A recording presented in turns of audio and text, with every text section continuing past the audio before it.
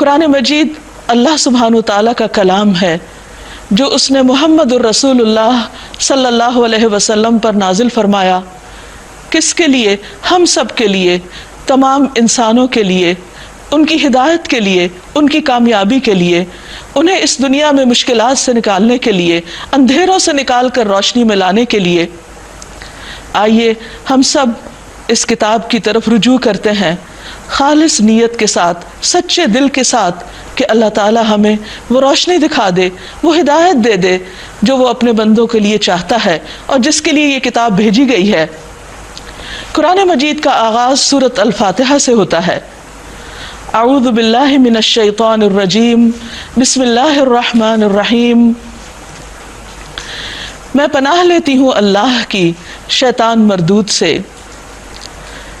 اللہ سبحانہ وتعالی نے اپنی کتاب کے پڑھنے سے پہلے ہمیں جو طریقہ اور قاعدہ سکھایا ہے وہ یہ کہ ہم جب اس کی طرف رجوع کریں، اس کتاب سے ہدایت لینا چاہیں، تو اپنے دشمن شیطان سے بچنے کے لیے اپنے آپ کو اللہ کی حفاظت میں دیں. بسم اللہ الرحمن الرحیم، اللہ کے نام سے جو بہت مہربان نہایت رحم فرمانے والا ہے. اس کی رحمت ہے کہ اس نے ہمارے لیے یہ کتاب بھیجی اور ہمیں دنیا میں بھٹکنے کے لیے چھوڑ نہیں دیا. وہ کتاب جس میں 1400 سال سے کوئی تبدیلی نہیں ہوئی، جو اپنی ذات میں خود ایک معجزہ ہے، جس کے مقابل آج تک کوئی کلام پیش نہیں کیا جا سکا.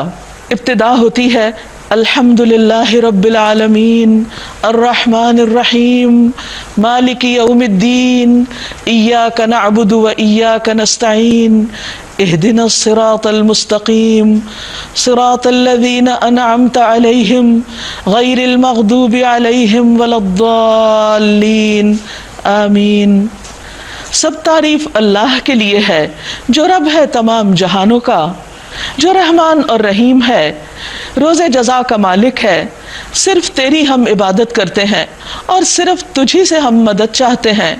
تو ہمیں سیدھا راستہ دکھا، ان لوگوں کا راستہ جن پر تو نے انعام فرمایا، ان لوگوں کا راستہ نہیں جن پر تیرا غضب ہوا، اور نہ ان کا جو بھٹکے ہوئے ہیں. قرآن مجید کا پہلا کلمہ الحمدللہ ہے کہ سب تعریف اللہ کے لیے، سب شکر اللہ کے لیے. کیوں؟ اس لیے کہ اسی نے ہم کو بنایا، اسی نے ساری کائنات کو پیدا کیا. ہم جو کچھ بھی دیکھتے ہیں، جو کچھ کھاتے پیتے ہیں، جو کچھ استعمال کرتے ہیں، وہ سب کچھ اسی کا بنایا ہوا ہے. اس میں سے کچھ بھی خود نہیں بنا، ہمارے فائدے کے لیے بنایا گیا ہے. اور جب ہم ان سب چیزوں سے فائدہ اٹھائیں تو ہم پر لازم آتا ہے کہ ہم اللہ کا شکر ادا کریں. الحمدللہ، سب تعریف، سب شکر اللہ ہی کے لیے. رب العالمین، جو رب ہے، پیدا کرنے والا ہے، پالنے والا ہے، مالک ہے، مدبر ہے، سب چیزوں کو نرش کر رہا ہے، ان کی حفاظت کر رہا ہے. العالمین صرف اس دنیا کی نہیں جو ہم دیکھتے ہیں، بلکہ ان تمام چیزوں کی بھی جن کو ہم جانتے بھی نہیں ہیں. اور پھر اتنا کچھ کرنے کے بعد الرحمن، وہ نہایت مہربان بھی ہے، الرحیم، بار بار رحم کرنے والا ہے. ہم سب خطا کار ہیں، ہم اس کا دیا ہوا رزق کھاتے ہیں لیکن اسی کی نافرمانی کرتے ہیں. اس کے باوجود وہ ہمیں پکڑتا نہیں، وہ ہمیں اس دنیا میں اپنی زندگی کے دن پورے کرنے کی اجازت دے رہا ہے. اور پھر مالک یوم الدین، یہ ہمیں بھولنا نہیں چاہیے کہ وہ یوم الدین کا مالک بھی ہے، اسی کی طرف ہمیں واپس پلٹ کر جانا ہے. اس لیے کہ ہر چیز کا ایک انجام ہوتا ہے، اختتام ہوتا ہے، ہر کام کا کوئی نتیجہ ہوتا ہے. تو اللہ نے چونکہ ہمیں پیدا کیا اور ہمیں اس دنیا میں ایک امتحان کے لیے بھیجا گیا کہ ہم میں سے کون اچھے کام کرتے ہیں. پھر ان کاموں کے کرنے کے بعد، اس کوشش کے بعد ہمیں واپس اس کی طرف پلٹنا ہے. پھر وہ ہمیں بتائے گا کہ ہم کیا کر کے آئے ہیں، کیا اس کی مرضی کے مطابق اس زندگی میں کام کیے یا پھر اپنی مرضی کرتے رہے یا پھر لوگوں کی مرضی کے مطابق چلتے رہے. مالک یوم الدین، جزا و سزا کے دن کا مالک. ایاک نعبد و ایاک نستعین، صرف تیری ہم عبادت کرتے ہیں اور صرف تجھی سے ہم مدد چاہتے ہیں، کیونکہ سب کچھ بنانے والا وہ ہے، سب سے زیادہ مہربان وہ ہے، اور ہمارا انجام بھی اسی کے ہاتھ میں ہے. اس لیے ہم پر لازم آتا ہے کہ ہم اسی کی عبادت کریں، صرف اسی کی. ایاک نعبد، ہم اپنے آپ کو اسی کی بندگی میں دیں، ہم اسی کی فرما برداری کریں، کیونکہ وہ انسان جس کا صرف ایک آقا ہوتا ہے، جس کا ایک مالک ہوتا ہے، وہ امن میں ہوتا ہے بنسبت اس کے کہ جس کے بہت سے خدا ہوں اور ہر خدا اپنی طرف اس کو بلا رہا ہو۔ وہ انسان جو اللہ کی مرضی کے مطابق اس دنیا میں جیتا ہے وہ امن میں رہتا ہے بنسبت ان لوگوں کے کہ جو لوگوں کی مرضی پر چلتے ہیں۔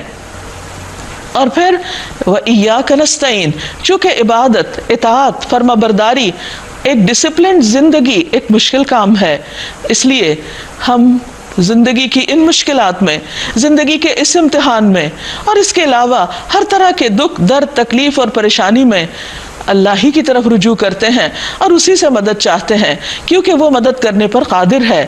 باقی تمام تو محتاج ہیں، سب لینے والے ہیں، دینے والا صرف وہ ہے، اس لیے صرف اسی سے مانگتے ہیں۔ اور اسی میں انسان کی عزت ہے، اسی میں اس کی خودداری ہے کہ وہ اپنے رب سے مانگے، وہ اپنے جیسے مخلوق کے آگے ہاتھ نہ پھیلائے، وہ ان سے توقعات نہ رکھے۔ اہدنا الصراط المستقیم، ہمیں سیدھا راستہ دکھا۔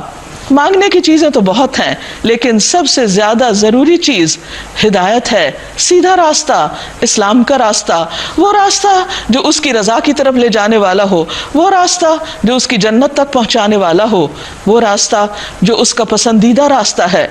صراط الذین انعمت علیہم، وہ راستہ جس پر وہ لوگ چلے جن پر تو نے انعام کیا، یعنی ہم سے پہلے جن لوگوں کے ساتھ رب راضی ہوا اور جن سے وہ خوش ہو گیا، ہمیں بھی اے اللہ تو اسی راستے پر چلا، زندگی گزارنے کے وہی طریقے سکھا۔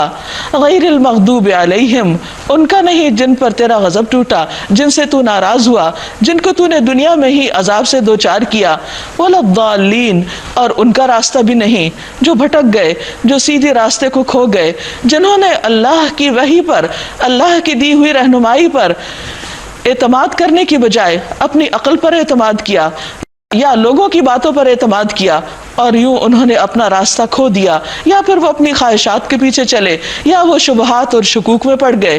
لہٰذا ہمیں اے اللہ تو ان تمام چیزوں سے محفوظ رکھ اور ہمیں کامیابی کی اصل منزل تک پہنچا۔ آمین۔